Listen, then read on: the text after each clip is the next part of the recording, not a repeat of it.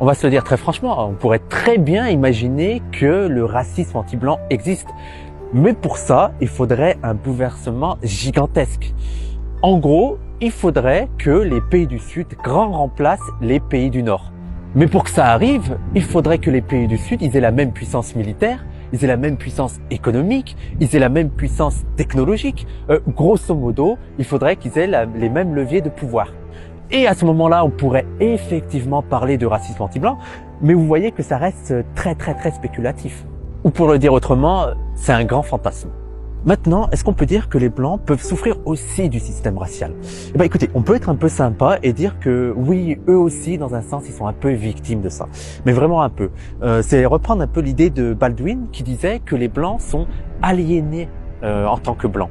Et c'est un peu l'idée qu'on peut retrouver dans d'autres domaines. Il y a certains chercheurs et chercheuses qui vont dire que la masculinité, par exemple, ça nuit aussi aux hommes, qui sont aussi dominés par cette domination, parce que ça les pousse à adopter des comportements, des codes qui nuisent à leur santé, autant physique que mentale.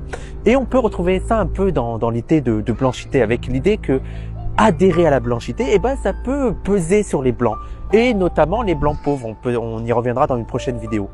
Mais précisons tout de même que cette aliénation, c'est en quelque sorte le prix à payer de cette domination. C'est le coût.